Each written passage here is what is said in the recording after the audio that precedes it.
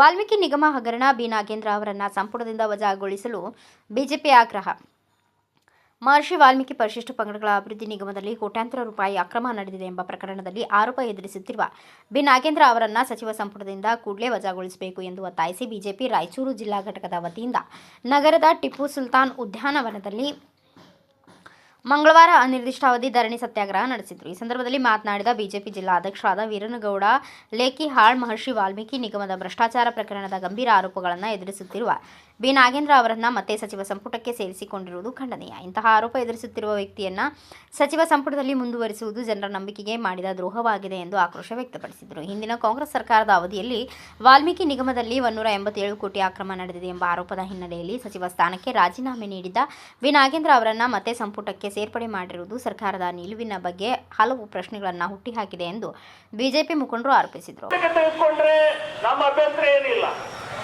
ಈಗ ತಕ್ಷಣ ಅವರನ್ನ ಸಂಪುಟದಿಂದ ವಜಾ ಮಾಡಿ ಬೇರೆ ನಮ್ಮದೇ ಸಮಾಜದ ವಾಲ್ಮೀಕಿ ಶಾಸಕರು ಏನಿದ್ದಾರೆ ಅವರಿಗೆ ಮಂತ್ರಿ ಸ್ಥಾನವನ್ನ ಕೊಟ್ಟರೆ ನಮ್ಮ ಅಭ್ಯಂತರವೇನಿಲ್ಲ.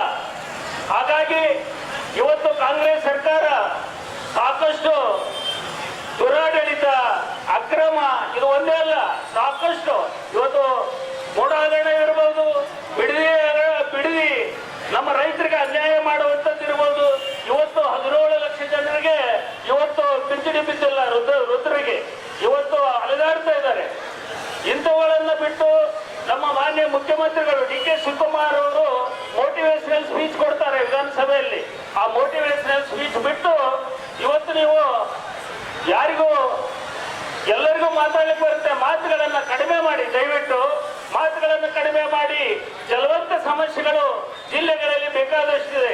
ಇವತ್ತು 18 ಜಿಲ್ಲೆಗಳಲ್ಲಿ ಬರಗಾಲ ಅಕೌಂಟ್ಗಳಲ್ಲಿ ಯಾವ ರೀತಿ ಅವರು ವರ್ಗಾಯಿಸಿ ಅವರ ನಿಗಮದಿಂದ ಡೈರೆಕ್ಟ್ ಆಗಿ ವರ್ಗಾವಣೆ ಮಾಡಿ ಆ ಒಂದು ಹಣವನ್ನು ನೇರವಾಗಿ ಸೋನಿಯಾ ಗಾಂಧಿ ಬೊಕ್ಕಸಕ್ಕೆ ಮುಟ್ಟಿಸಿದ್ದು ಐತಿಹಾಸಿಕವಾದಂತ ಇತಿಹಾಸ ಮಾಡಿದಂತ ಸಿದ್ದರಾಮಯ್ಯ ಸರ್ಕಾರದಲ್ಲಿ ಆಗಿದ್ದು.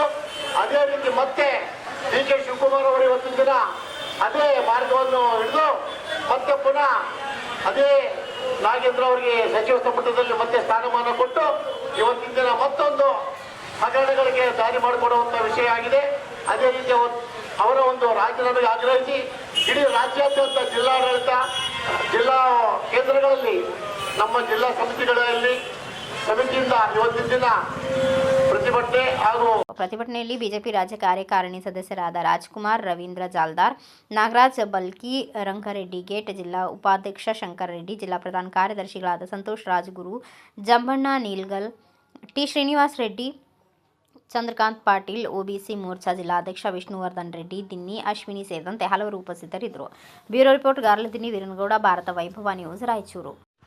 Thanks for watching. Read, discuss and debate with editor Dr. Yan Prashant Rao. Wanted reporters in print, digital and visual media for Bharat Vaibhav Daily Newspaper, BV News 5 Channel and BV Fast Web News from all the talukas of Karnataka, Goa and Maharashtra. If interested, send your resume to 9019229369.